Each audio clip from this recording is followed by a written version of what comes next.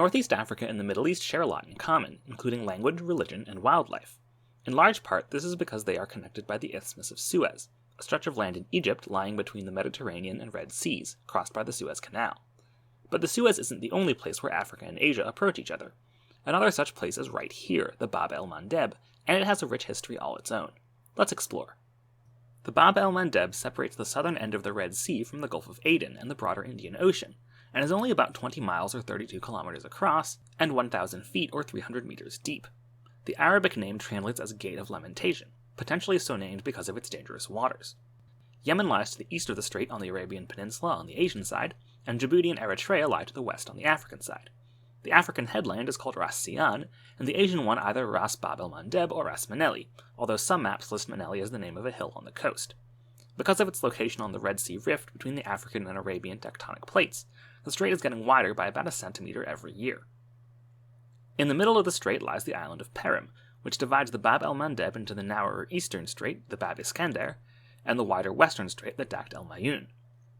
Farther south in the strait lie the Seven Brothers Islands, so named because there are 6 of them. The seventh brother is a hill on the mainland. The Bab-El-Mandeb may have been the first place that modern humans stepped foot on land outside Africa, maybe as early as 270,000 years ago. Although the straits have never been completely closed off since the evolution of modern humans, the straits were at times shallow and narrow enough to cross on a raft. This crossing is known to paleoanthropologists as the southern route, in contrast to the northern route through the Suez. The current evidence suggests that most of the ancestry of modern non-Africans comes from people who left the continent via the southern route between 50,000 and 70,000 years ago.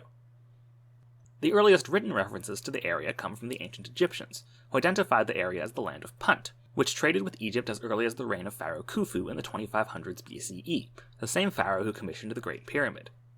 In the first millennium BCE, the Asian side of the strait was controlled by the Sabaeans, whose kingdom might be the same place as Sheba in the Hebrew Bible.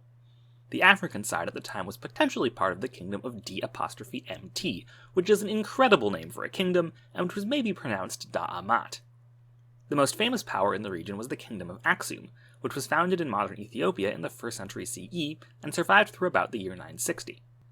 Aksum conquered the Asian side of the strait in 520 from the Jewish kingdom of Himyar, but lost the area to Persia about 50 years later. After the fall of Aksum, the African side of the strait saw smaller kingdoms such as Adal and Ifat, while the Asian side was at times part of various caliphates and at times under the control of smaller local kingdoms. Both sides of the strait were again united as part of the Ottoman Empire under Suleiman the Magnificent in 1559. As Ottoman influence waned in the 19th century, the European colonial powers took over parts of the strait, with the French in Djibouti, the Italians in Eritrea, and the British in Yemen. Perim specifically was used by the British as a coaling station for ships bound for India, especially after the opening of the Suez Canal in 1869, which made the Bab-El-Mandeb a critical path for trade between Europe and Asia. The strait saw fighting between the British and Ottomans in World War I, with North Yemen becoming an independent kingdom in the aftermath, and fighting between the British and the Italians in World War II. As part of global decolonization, British Yemen gained independence in 1963 and French Djibouti in 1977. Italian Eritrea became part of Ethiopia in 1952 before separating in 1991. North Yemen, by then a republic, united with the former British South Yemen in 1990. The Bab-El-Mandeb today is a vital route for world trade. Dozens of ships per day pass through the Suez Canal, most of which must also pass through the strait along their journey. The U.S. Energy Information Administration estimated that in 2018, 6.2 million barrels of oil passed through the strait per day, roughly enough to supply the daily needs of Germany, France, the UK, and Belgium put together. A somewhat serious proposal to build a bridge across the strait, called the Bridge of the Horns, was put forth by the construction company of Tariq bin Laden, son of the founder of the Saudi bin Laden Group construction conglomerate. The infamous terrorist was a disowned member of the same family. The plan was actually to build 2 bridges connected at Perim, totaling 29 kilometers or 18 miles. The bridge would have a 5 kilometer or 3.1 mile long suspension span, and be tall and wide enough to allow 2 Suezmax ships to pass each other beneath the span. Cities would be built on either side of the strait. The plan was technologically sound, had official approval from the Djibouti government, and might have even been economically feasible with the backing of one of the region's oil-rich kingdoms, but nothing's been heard about the project in over a decade. With a civil war in Yemen, we're probably going to have to wait a while longer for the plan to see any real progress. So for thousands of years, the Bab-El-Mandeb has been central to the spread of global trade, grand empires, and even humanity itself.